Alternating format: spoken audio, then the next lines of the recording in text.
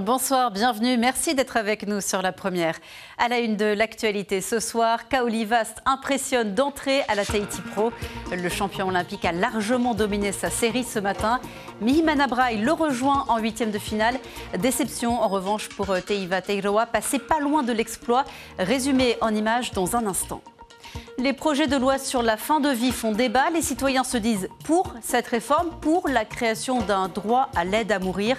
Mais les représentants de la société civile, eux, se disent contre. Le CESEC a rendu son avis aujourd'hui. Et puis à quelques mois des élections municipales, les maires de toute la Polynésie se sont réunis ces derniers jours pour parler de leurs compétences et définir la feuille de route des années à venir. Quelles sont les priorités? On posera la question à Simplicio Lissan, le maire de Punaouia et premier vice-président du SPC. Il est notre invité ce soir. Ils sont 2 Tahitiens sur 3 à avoir validé leur ticket pour les huitièmes de finale de la Tahiti Pro. Avant que les femmes entrent en lice demain, a priori, la compétition a débuté ce matin pour les hommes dans de grosses conditions. David Chang, Teiva Ribé, Raihen Adjarian. Démarrage en force pour Kaoli Vast à la deuxième série du jour. Sur sa vague d'entrée, un tube profond noté 8.33. Il enchaîne avec une autre vague notée 7.97. Avec un total de 16.30, il survole sa série et distance Kanoa Igarashi et Jake Marshall. Le champion olympique file directement au 3e tour sans passer par les repêchages. J'ai eu le moment parfait de la journée, le matin tôt, il n'y avait pas de vent. Et non, j'ai eu mes bonnes vagues, du coup ça passe, je suis content. Je suis confiant et là, si à l'instant je te parle, il y a une grosse série qui arrive et il y a Mihi dans l'eau. Mais il a la 3e priorité, vraiment une grosse vague. Et... Bon, attends, je regarde la vague vite fait. C'est good, c'est good. Good interview. What the fuck? Sur cette vague, Crosby Colapinto. Malgré 7 chutes, l'Américain est en grande forme. C'est lui qui prendra la première place de la série. Pour Mihimana Braille, les vagues au gros potentiel de points se font rares. Il démarre sa série sur une chute et termine avec un total de 2.83. Il se contente de la 3e place de la série. Je suis un peu déçu là, ma première vague, si j'étais sorti, je pense que ça aurait peut-être été un 10 ou un 9 quoi. J'étais à 2 doigts de sortir. Mais c'est comme ça, c'est la compétition là, on reset, il y a la série qui va arriver tout à l'heure là, vers midi, donc tranquille, on va poser tout ça là avec Michel et voir ce qui s'est passé, qu'est-ce qu'on a fait de bien et améliorer quoi. Dernier local engagé, Teiva Teiroa, qui vit une première expérience difficile à un tel niveau. Dans une série très engagée, il n'arrive pas à scorer. Sa première vague lui vaut un petit 3.10, puis une seconde à 0.50. En face, Yagodora enchaîne avec un total de 13 points. J'étais bien au final, mais j'attendais des bonnes vagues. Mais au début, là, j'ai pas bien choisi ma première vague. J'aurais dû plus attendre. Bon, les conditions sont belles. Il faut juste attendre la méga, quoi, la bonne vague. Et ça peut faire la différence, je pense. Au repêchage, après une longue série, Mihimana se qualifie en éliminant le japonais Kanoa Igarashi. Je suis content quand même d'avoir passé cette série. Bon, c'est peut-être pas avec de la meilleure façon que je voulais passer cette série, mais voilà, j'ai dû m'adapter avec cette première série que j'ai eue ce matin. De son côté, Teiva s'est incliné devant Jordi Smith. L'aventure s'arrête pour lui. Demain, Vahine Fierro et Kelia Galina devraient entrer en jeu. Et ce sera à suivre sur La Première, évidemment sur les réseaux de La Première et sur la télé à partir des quarts de finale. Comment accompagner la fin de vie, accompagner une personne atteinte d'une maladie incurable qui la fait souffrir? La question fait l'objet de 2 propositions de loi que le CESEC a étudiées. Résultat, les conseillers sont contre l'aide à mourir, mais pour les soins palliatifs. Les précisions d'Ismaël Tahiata et Jérôme Lee. C'est un vote à main levée, influencé par la sédation profonde, une anesthésie générale qui permet de ne plus souffrir. Elle fait partie intégrante du processus d'accompagnement et de soins palliatifs depuis 2016. Les membres de la commission n'avaient pas l'information réelle sur est-ce qu'un soin palliatif peut empêcher totalement de souffrir. Nous sommes appuyés sur les professionnels qui sont venus de santé, des médecins en charge des soins palliatifs, qui nous ont expliqué que la sédation profonde en soins palliatifs, c'est-à-dire on t'endort profondément. Et pourtant, la consultation citoyenne lancée en juin dernier a recueilli 82% d'opinions favorables. Un chiffre qui, selon Patrick Galinon, n'est pas significatif. Lorsqu'on vous dit est-ce que vous êtes d'accord pour une aide à mourir, forcément vous allez dire oui. Mais lorsque je vous dis est-ce que vous êtes d'accord pour mourir, peut-être que la réponse aurait été autre. C'est pour ça que nous avons considéré à la suite de nos différentes consultations qu'au-delà d'une consultation, il fallait un vrai débat. Un accès égal aux soins palliatifs et la création de l'aide à mourir, ces deux propositions de loi s'étendront in fine à la Polynésie par voie d'ordonnance. Mais cela n'empêche aucunement les élus du Fénois de réagir. On demande à ne pas étendre à la Polynésie automatiquement, de sorte à mettre en place un débat, mais un débat, on va dire, éclairé des Mahou. Mais qu'on nous demande d'abord notre avis et non pas décider pour nous, ce n'est pas vraiment démocratique, quoi. La Polynésie, comme vous le savez, a été intégrée par un article nouveau dans la proposition de loi 3 jours avant qu'elle passe en séance plénière à l'Assemblée nationale. Et il me semble que ça ne donne pas du tout le temps de réfléchir. Ces textes de loi ont déjà été adoptés par l'Assemblée nationale et ils seront ensuite examinés par le Sénat en septembre. C'était un congrès des communes particulier, sans l'État ni le pays. Les maires de toute la Polynésie ont parlé entre eux de leurs sujets de préoccupation, entre montée des eaux et trafic de drogue. Mélissa Chang, Marcel Bono.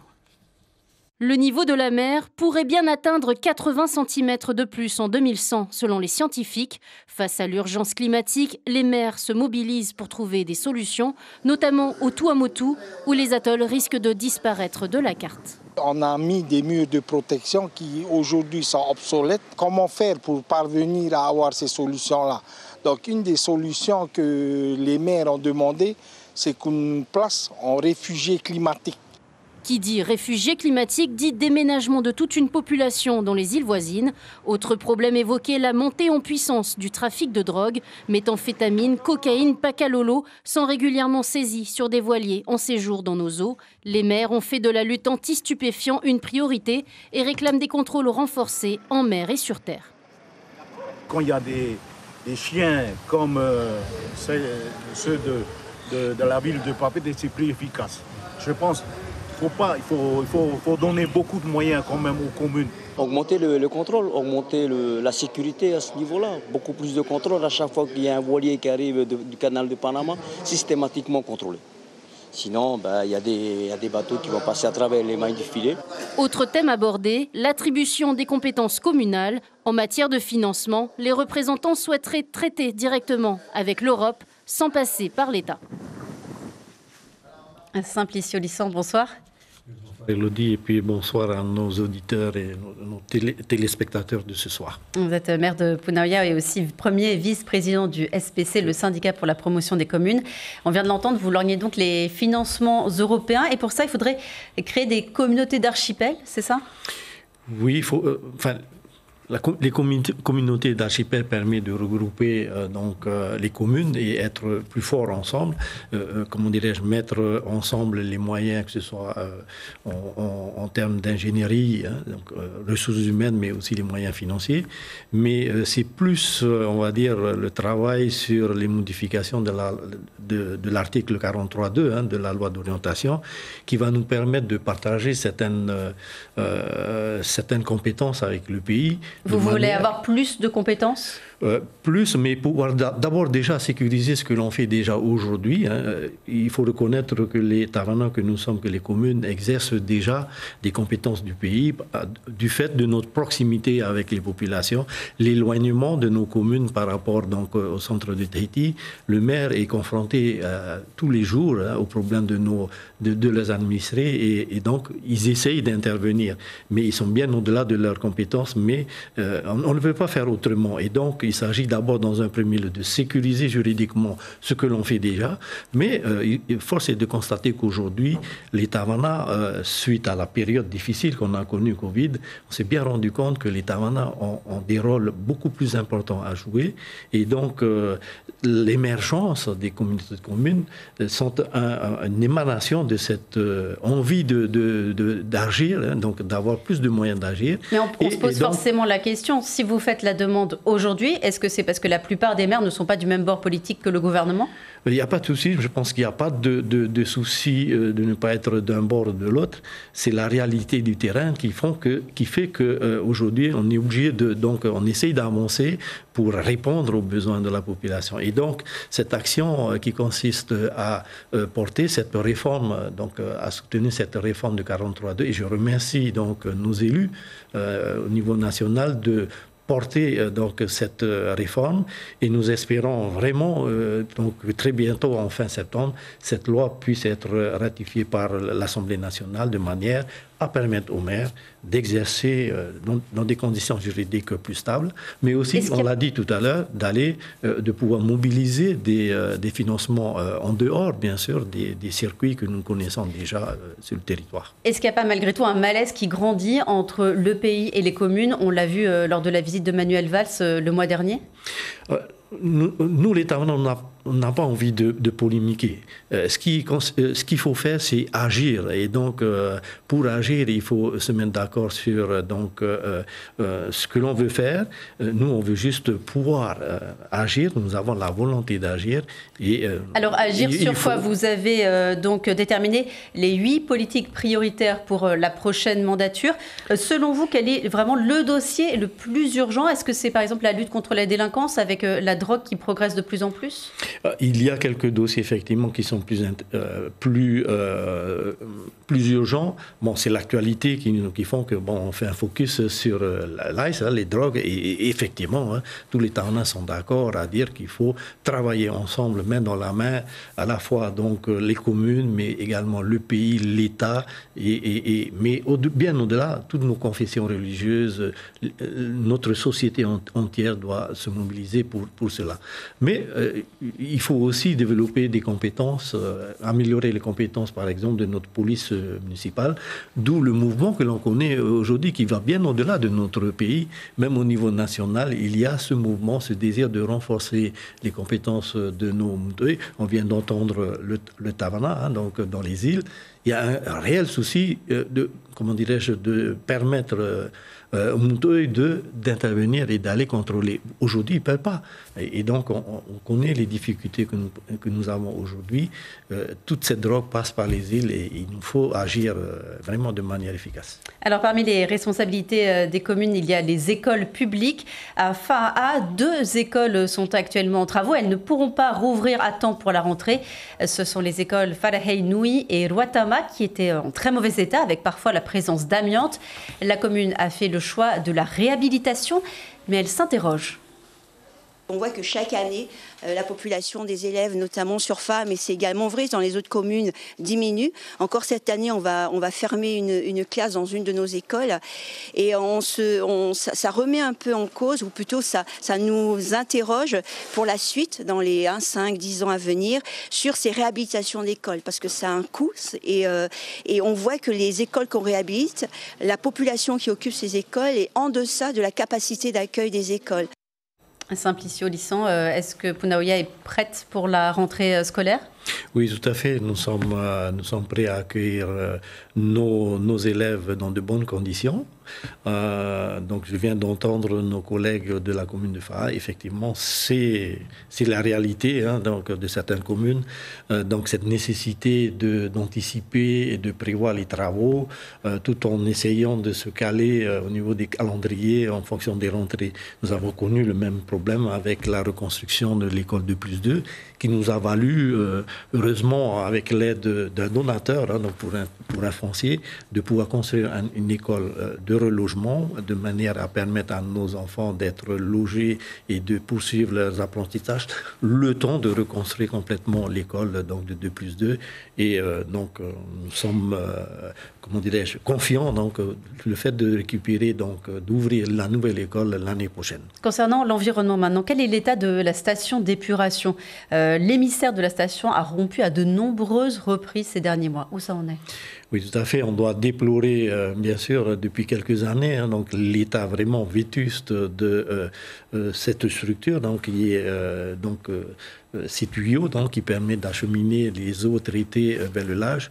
Et donc c'était une priorité depuis quelques années. Et aujourd'hui, donc nous sommes presque à la veille donc, de lancer ces travaux. Donc dès dans 1 ou 2 semaines, donc les travaux très bientôt vont démarrer. Et heureusement, il s'agit de changer complètement cet émissaire, mais aussi d'adjoindre une pompe de refoulement pour augmenter nos capacités. Et ces travaux sont vraiment nécessaires. Je remercie donc également donc le financement État et pays sur ce sujet. En quelques mots, la houle de ces derniers jours a frappé votre commune. Vous avez lancé un appel aux dons? Oui, tout à fait. Donc d'abord, permettez-moi d'adresser encore une fois un message de soutien à toutes les familles qui ont été touchées, bien sûr dans ma commune, mais bien au-delà aussi, donc dans les autres communes.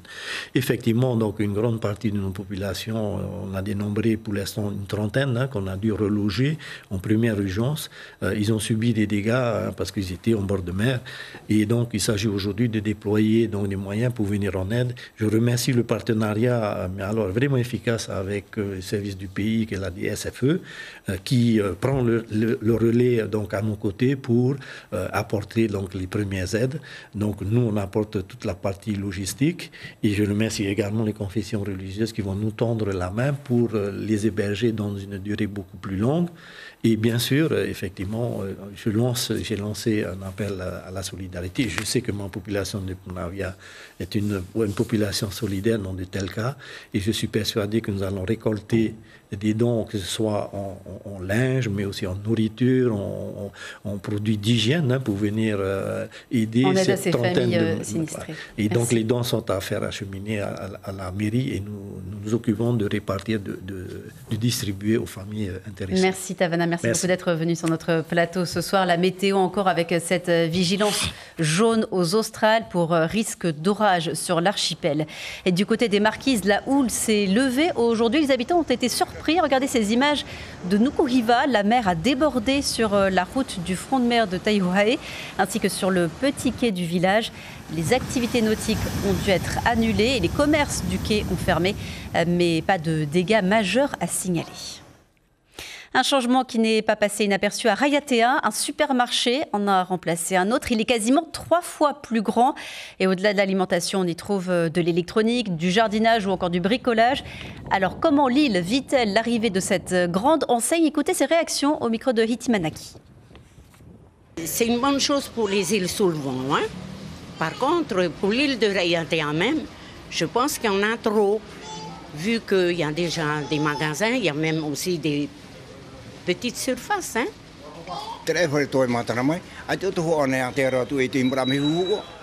Le magasin qui vient d'ouvrir n'est pas différent des petits commerces et en ce qui concerne les prix, il n'y a pas non plus trop de différence. Pour ce qui est de la survie des petits magasins, je pense qu'il n'y aura pas de problème puisqu'il y a aussi plusieurs petits commerces installés dans le centre commercial. L'équipe de France de rugby parie sur le talent des joueuses de Wallis-et-Futuna pour gagner lors de la Coupe du Monde qui débute dans 2 semaines en Angleterre. Dans le groupe, elles sont 4 à être originaires de l'archipel. Thomas Cheval-Herias et Raël Moine. Défaite d'1 point face à l'Angleterre il y a 3 mois. Les Bleus sont déjà de retour à Marcoussis pour préparer leur revanche. Toujours dans le groupe, les 4 joueuses de Wallis-et-Futuna. Un peu un goût d'amertume par rapport au match de l'Angleterre où on perd à pas beaucoup de points.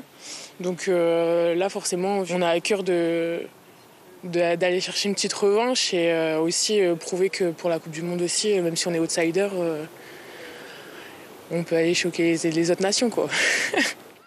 Avec seulement 3 sélections en équipe de France, la Futunienne espère progressivement gagner du temps de jeu. Pour une première Coupe du Monde, c'est d'abord dans la tête qu'il faut gérer. C'est incroyable quand même de vivre ça à 22 ans. Puis t'as aussi la pression que ce soit la Coupe du Monde, quoi. C'est pas un tournoi destination, même si c'est quand même incroyable. Mais ouais, t'as un peu de pression sur les épaules aussi. Mais bon, faut le prendre avec la joie et le plaisir. Taina Maka, 20 ans, sera également du voyage. En pleine ascension, elle a fait sa première apparition lors du dernier match contre l'Angleterre. Alors forcément, impatiente de les retrouver. D'un côté, c'est quand même la meilleure nation mondiale pour l'instant, donc c'était un gros challenge. Là, on espère faire mieux. Après, l'objectif, c'est toujours de gagner, donc forcément, le petit point qu'on n'a pas pu mettre aux 6 nations, il faut le mettre aujourd'hui, et voilà. Taulière de cette équipe, les sœurs Féléou sont bien présentes. Manae, 26 sélections et même la co-capitaine. Mais aujourd'hui, c'est la petite sœur Théanie qui se présente face aux médias. Je pense qu'on a toutes le même objectif personnel, c'est d'aller le plus loin possible dans la Coupe du Monde et si possible revenir championne du monde, mais en tout cas match après match. Les Bleus veulent créer la surprise face aux favorites, la Nouvelle-Zélande, le Canada et surtout l'Angleterre, invaincue depuis 3 ans. Dernière répétition, samedi, avant la première rencontre du tournoi, le 23 août, face à l'Italie. Et on arrive à la fin de ce journal dans lequel on a vu la grosse performance de Kaoli Vast à la Tahiti Pro. Le champion olympique a largement dominé sa série d'ouverture pour se qualifier directement en 8e de finale. Mihimana Braille a dû passer par les repêchages, mais il a validé son ticket pour les 8e grâce à sa victoire face à Kanoa Igarashi, alors que Teiva Teiroa a été éliminé. Rendez-vous demain sur nos 3 médias dès 7h pour la suite de la compétition et l'entrée en lice des femmes. L'actualité continue sur notre site internet avec Nauru qui a du mal à vendre ses passeports dorés. La République micronésienne propose des passeports à environ 90 000 € officiellement pour financer sa lutte contre le changement climatique. Mais pour le moment, seuls 6 passeports ont été vendus. En 2003, déjà une tentative similaire s'était soldée par un désastre. Nauru avait vendu la citoyenneté à des membres d'Al-Qaïda. Tous les détails sont sur polynésie.lapremière.fr. Ce soir sur La Première Télé, 2 épisodes de la série Wish, puis le téléfilm Meurtre en Corrèze. Demain et tout au long du week-end, vous aurez le plaisir de retrouver Cybèle Plichard pour le JT. Et on se quitte avec des images de la grosse session d'hier à Teahupo'o avec un enchaînement de tubes. Images de Tim Pruvot. Excellente soirée à tous.